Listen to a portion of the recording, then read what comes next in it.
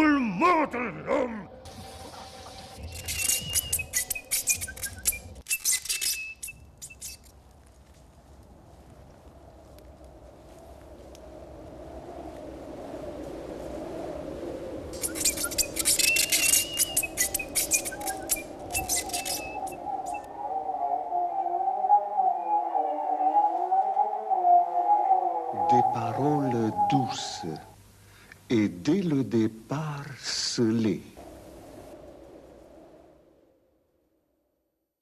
La conque du silence frôle celle des récifs. D'où ce récit? Happé par l'aimant du non-sens, je parle à peu près ceci.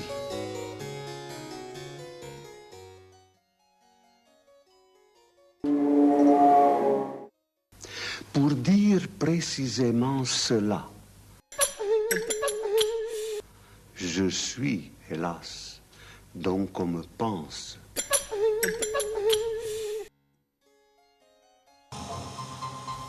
L'aveugle vise l'aigle et tire sur un sourd. C'est ainsi que je vis ce que je vois et que ma voix se voue au moi qui s'éteint.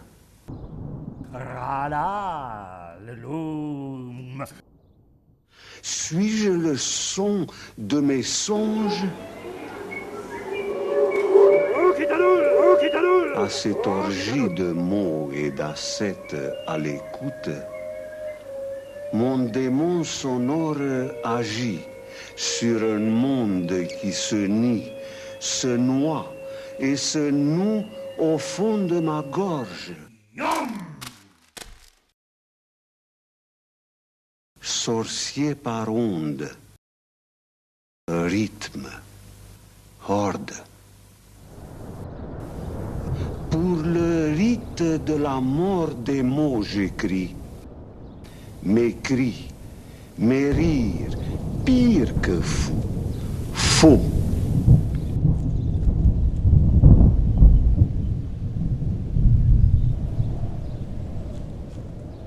Et mon éthique phonétique, je la jette comme un sort sur le langage, en deçà de ceci et au-delà de cela.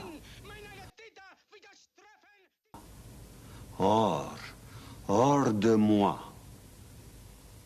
car être ailleurs tiraille l'heure d'abord et le maître ensuite. Max, atelier 20, encore plus vite.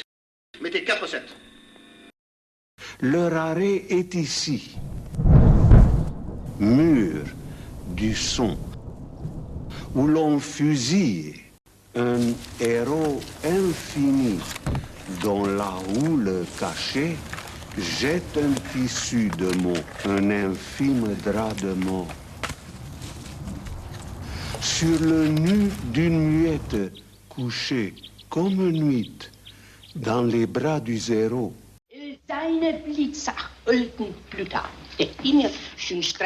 La parole se vide lorsqu'elle est passée sous la coupe du sémiologie scripturale ancrée dans l'ordre de la loi, du contrôle des faits, gestes et sentiments.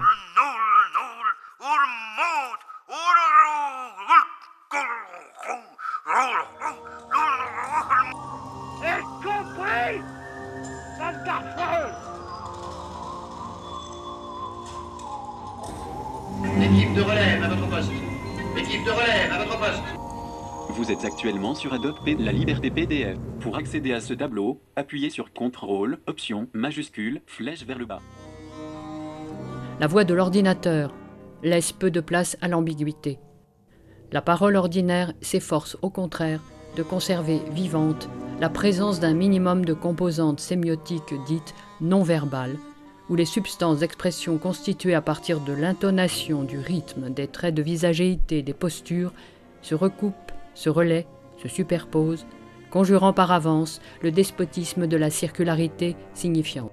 Mais au supermarché, le temps n'est plus à la palabre pour apprécier la qualité d'un produit, ni au marchandage pour en fixer le juste prix.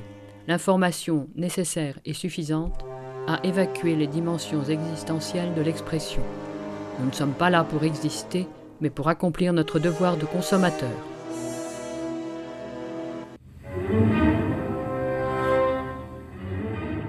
Nous partirons plutôt des blocs de sensations composés par les pratiques esthétiques en deçà de l'oral, du scriptural, du gestuel, du postural, du plastique, qui ont pour fonction de déjouer les significations collées aux perceptions triviales et les opinions imprégnant les sentiments communs. Cette extraction de percepts et d'affects déterritorialisés à partir des perceptions et des états d'âme banals nous fait passer de la voix du discours intérieur et de la présence à soi dans ce qu'ils peuvent avoir de plus standardisé, à des voies de passage vers des formes de subjectivité radicalement mutantes. Subjectivité du dehors, subjectivité du grand large, qui, loin de redouter la finitude, l'épreuve de vie, de douleur, de désir et de mort, les accueille comme un piment essentiel à la cuisine vitale.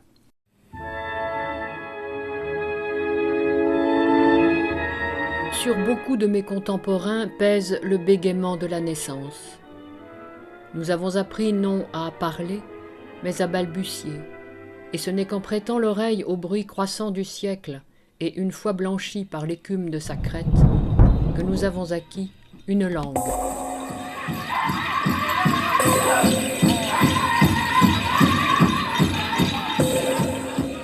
Si l'on pousse pas le langage jusqu'à ce point où il bégaye, parce que c'est pas facile, il suffit pas de bégayer comme ça, si on va pas jusque-là, alors peut-être que dans la littérature, tout comme à force de pousser le langage jusqu'à une limite, il y a un devenir animal du langage même et de l'écrivain.